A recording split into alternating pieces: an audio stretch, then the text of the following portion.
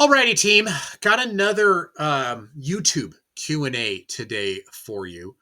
Um, and today I'm going to answer questions solely from this episode of How Bad Can Coach Brad Be at Vlogging, right? Just episode 5, analyzing the upright row. And the reason being is there's a few really good questions here.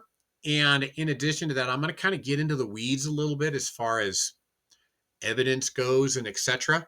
And I might get kind of lengthy, but I'm going to still try to keep this short, knowing that I'm a boring guy and I want to try to keep your interest. But I feel like there's going to be some good takeaways from answering these questions here. Okay, so first of all, the right off the bat here, we have a bit of a debate here between two individuals.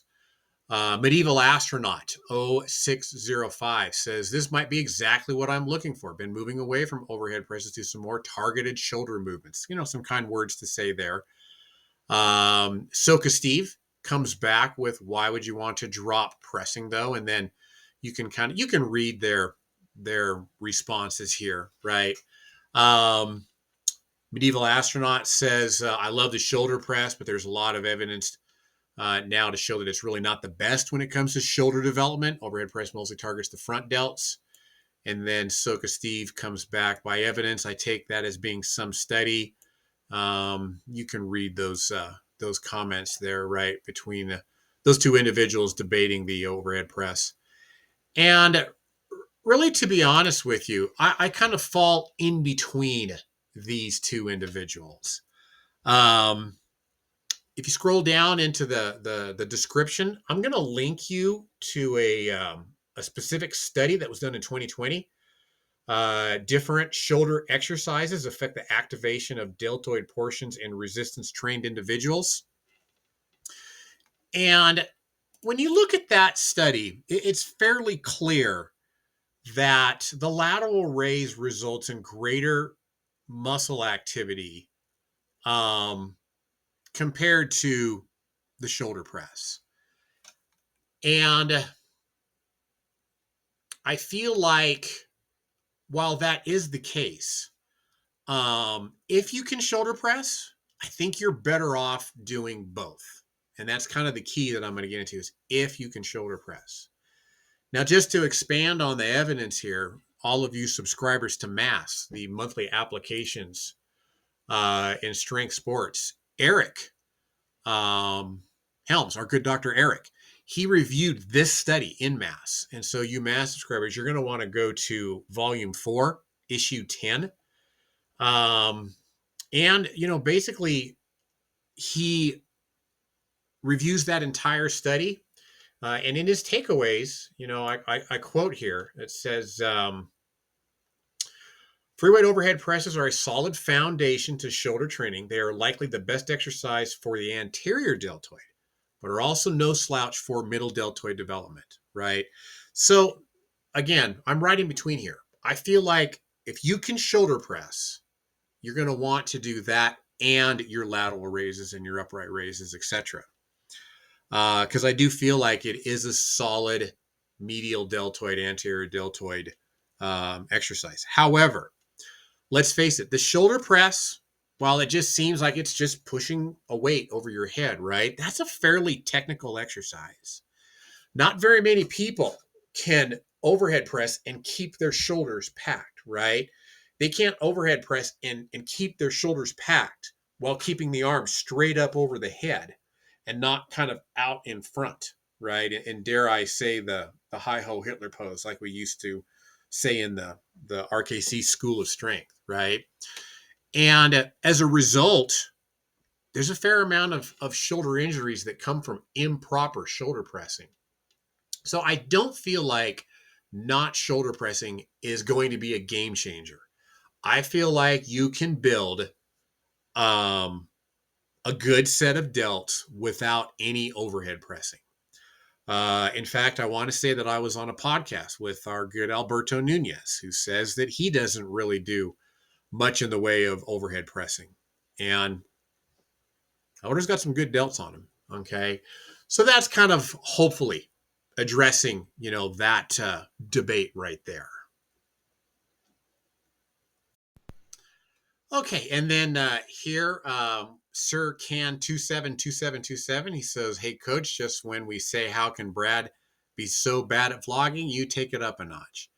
And make it even worse. I just consider that a good ribbing. I don't even really consider that trolling. So yeah, appreciate the good ribbing there. I'm doing my best here, and I will do my best to if I can make it worse in some way, shape, or form. I'm sure I can find a way, right? However, pimple on your eye right here, right? Any thoughts on neutral grip upright rows, aka monkey rows, armpit rows?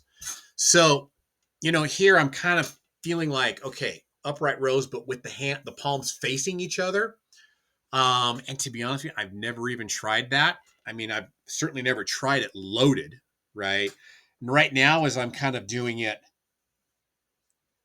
a good effective upright row, your elbow has to be abducted away from your body, right? Because if it is adducted, you're just working the lats and the traps. And with a neutral grip, aka monkey row, just as I'm going through that, it's hard to keep my elbow abducted. You know what I mean? My elbow wants to suck into the side. Whereas with my hand and palm facing my body and kind of like I had described in that video, kind of going out in front and up at the same time, that's what really I can feel the deltoid there, right?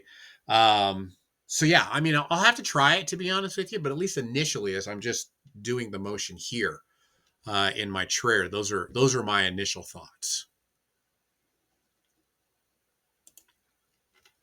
Okay, and then this is a really good question here. I could probably make an entire vlog out of this one question, right? You said 13 sets for the lateral deltoids, but how would you count vertical pressing? Okay, so I talked about it in the first question, right? Vertical pressing, medial head, lateral deltoid, right? You're going to count every set of overhead pressing as a medial deltoid exercise, okay? But he says here on the same topic, let's say you do an upper body session, horizontal push and pull, and a vertical push and pull, right? 5 sets each. And this is something that is still highly debated when it comes to bodybuilding and fitness circles in general, is how you account for volume, right? Pressing, vertical pressing, anterior deltoid, medial deltoid, count as a set. Triceps, counted as a half a set, right? However, in evidence, on a vertical press, that is counted as an anterior deltoid set, a medial deltoid set, and a tricep set. It's counted as all three, right? Vertical pull, okay? Pull down, right? That's counted as a lat set, a posterior deltoid set, and a bicep set. So when you do one set of a vertical pull down, you're getting one set of biceps, one set of posterior deltoids, one set of lats, as they counted in evidence, right? So by movement pattern, each one gets 5 sets, but counting for each muscle group, it's 5 for chest, 5 for shoulders, and 10 for back, right? More specifically than that, Barcotech, okay? This particular session, you're counting 5 sets for medial delts, 5 sets. Well, no, I should probably take that back because a horizontal push session is going to count as an anterior deltoid, but not as a medial deltoid, right? So yeah, it's a little bit more in the weeds than that, okay? Because 5 sets of each horizontal push, okay, this way. That's going to count 5 sets of chest, 5 sets of anterior delts, 5 sets of triceps, okay? Horizontal push. 5 sets. Oops, let me get that highlighted here for you. Horizontal push. 5 sets chest, 5 sets anterior delts, 5 sets triceps, right? Horizontal pull, that's going to count 5 sets of lats, 5 sets of posterior delts, 5 sets of biceps, right? However, vertical pull, that's going to count as an additional 5 sets of lats, 5 sets of posterior delts, 5 sets of biceps. So you're basically in an upper session where you're doing 5 sets of horizontal and vertical pull, you're getting 10 sets of lats, 10 sets of posterior deltoids, 10 sets of biceps. Okay. And then, of course, when you're doing a horizontal push and a vertical push, you're getting 5 sets of chest, 10 sets of anterior deltoids, 5 sets of lateral deltoids, medial head, and 10 sets of triceps. Okay. So hopefully that sounds a little bit like it makes sense. I would almost have to get one of my, famous spreadsheets out, in order to count all of that. But more importantly, this sounds like overanalyzing, but this is actually a huge difference in volume. Okay. Do you count volume by muscle groups or movement patterns? So it's not really overanalyzing, Barkatech, to be honest with you. It does count. And when we're trying to program for a specific range of volume, knowing full well that some people respond to the higher range and above, and some people respond to the lower range, we still want to kind of keep in mind everything that kind of fits into that range, right? And so we count muscle groups the way that they count it in evidence, okay? Think about the muscle that is moving the joint, right? So it's a little bit of movement pattern that goes along with the volume that you're counting for your muscle groups, okay? Hopefully that answers that question. All right. Like I said, got a little bit into the weeds this week, but hopefully that was super helpful to you guys. And until next time, got a few more questions in some future episodes, and we'll get some training in there too. Okay. Take care.